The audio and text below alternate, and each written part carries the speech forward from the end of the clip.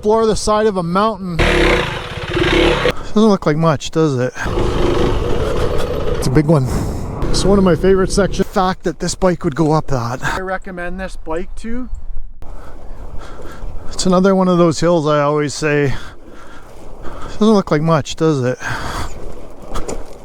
Believe me. She's steep.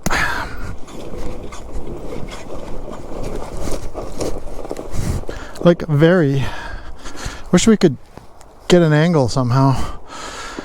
This is one of those hills though. If you guys saw my last video where I was talking about the t-shirts, my dad would say, you guys made that hill? That's pretty amazing. Now, better go do it again to make sure it wasn't luck. And I literally can't believe I have a full-size adventure bike on here. Yeah, this is a one that you creep down because if things go wrong, you end up in the lake.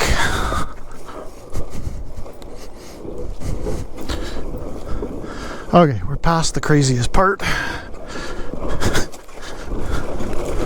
Okay. Whew.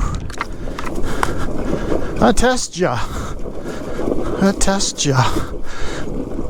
Tall grass tests ya too, because it's not the ideal time to be being silly off-road because you can't see any of the boulders. Holy. I'd lay money on the fact that this bike would go up that. Maybe not today, but we will. Okay, you guys, finally the 2026 KTM 390 Adventure is what I'm on, and we're doing the ultimate review today. Stay tuned. I'm going to give you guys the good and the bad. Oh boy.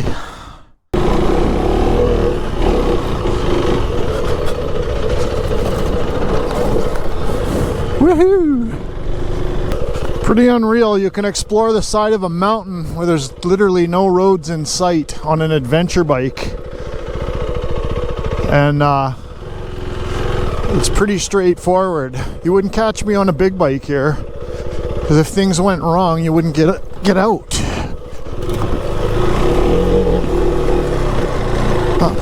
That's so unbelievable, you guys. Total game changer, this little fella.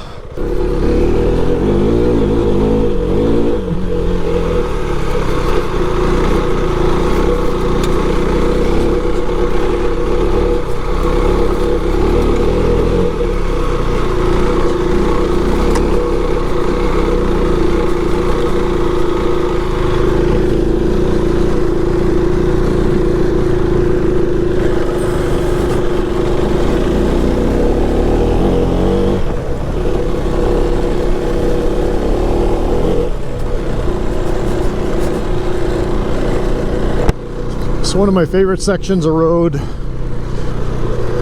I always used to just fly along here on my two-strokes. Just little rises in the road you could just wheelie off of.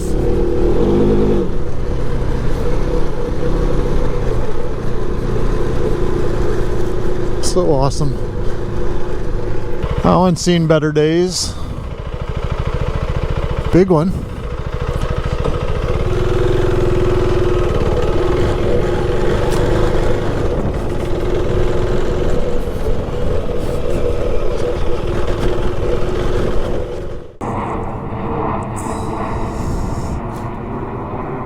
Big one. Okay, pop break is over.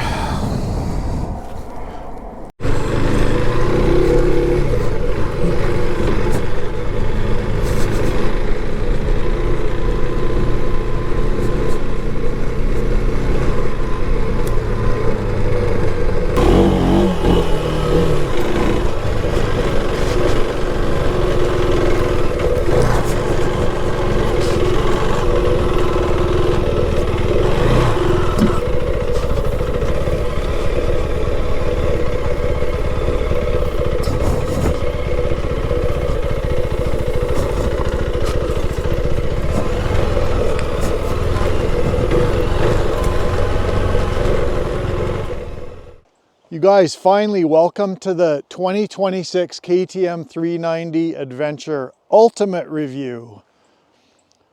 Why are we calling it the ultimate review? The reason I'm thinking ultimate review is because everything you guys have seen me do recently on this bike has been with bone stock, stock tires, stock exhaust, stock everything. So, and I gotta say, I'm impressed. So I don't even know where to start. I think the number one question that I always get, or the comment, is like, how is it on the highway? I mean, it's not a 1090 or an 890, but it definitely gets the job done. I think if you're a bigger rider, 200 pounds or approaching 200 pounds plus, you're probably, it might struggle once you load it up with all your gear and your sleeping bags and all your stuff, depending what you're doing with it, of course. But for average riders, I mean, someone like myself, I'm about 180 pounds. It's just perfect. But now let's also get into the suspension. I see tons of comments, tons of them, about how the suspension is just subpar. It's not very good. Sorry about the light here. It keeps changing and it's crazy windy.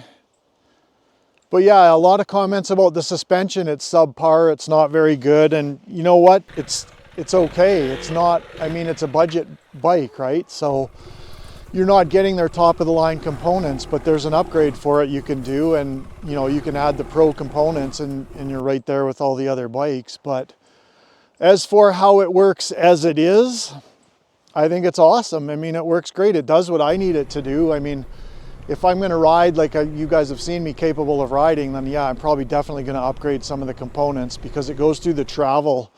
Like, it goes through the travel really quickly. It needs stronger valving so the oil doesn't flow so quickly through the valves. But with that being said, it gets the job done quite nicely. I would say that the bike stock as is with the suspension is probably for beginner, novice, even, advanced novice, and even experts or pros. If you're not going to ride it, like Graham Jarvis or someone, there's only so much you can do with the suspension the way it is. But as for how it is stock, it works really well, I think. I mean, I've seen so many reviews on the internet about guys are saying, it's just must do things that you have to do to the bike. And you know what? You don't have to do anything to it. Just ride it. Yeah, it's a little underpowered and the torque's a little bit low, but does it have enough torque? Yeah, it's got plenty. I mean, you've seen all these hills I've been climbing. I've been climbing some pretty crazy hills lately, and they don't look like much on the camera, but believe me, if you're there with me in person, you would be going, that's pretty impressive for that bike, especially with the stock tires. Of course, I do cheat a little bit. I air my tires down to anywhere around 15 psi, even lower. If I put a rim lock in, which I might do, then I'll go even down to 10 psi or something. But it does, it'll do all the technical enduro. I've had it on single track. I've had it everywhere as I wouldn't take a big bike comfortably, because sure, you could take a big bike in all those places. I did take, my 1090 in a lot of those places, but the problem is if the bike ends up on top of you, or, in an awkward situation, especially when you're on a downgrade like this and the gas tank's facing downhill, you got to pivot the bike around before you have any hope of lifting it up, but if you're by yourself. So with this bike, it's a piece of cake. It's like, like I said it before in my other videos, it's not half as light, but it feels half as light. So, and it comes with, the skid plate's definitely subpar. I mean, they cut a few corners to get the costs where it is, but all that stuff, you can address pretty easily, and you'll still be way less than, all the other brands and their high-end bikes. So as far as the motor goes, I'm loving it. It's working out good for me.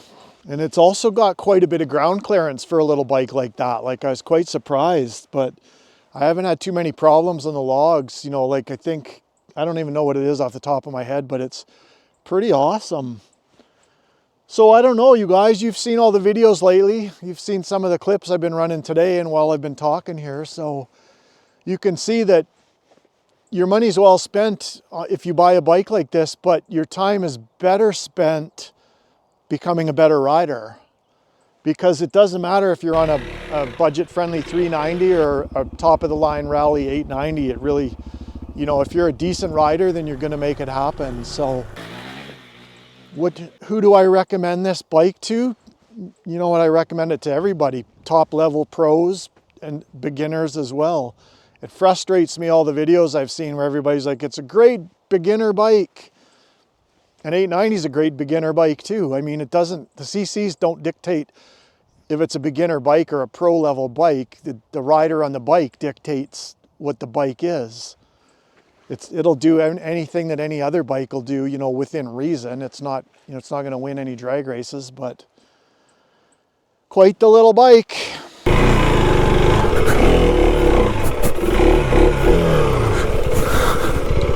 Yeah, right on. I definitely couldn't do pivot turns on the big old 1090 because that bike just had so much power. I mean, I wasn't a big enough guy to be like, I wasn't tall enough. I could barely get my feet to the ground to get it properly started, the pivot turn. But guys, I hope you guys got something out of that. Lots of videos coming, of course. Yeah, definitely digging the little bike. I haven't found too much to complain about, to be honest. I mean, anybody that buys it should know what they're getting into, right? It's not like you're buying a reasonably priced bike and expecting a top of the line rally bike. Like, you can build it into that, but you should know what you're shopping for. Out of the box, it's flipping awesome. Love it. You can go down crazy steep banks like this without worrying about getting yourself in too much trouble.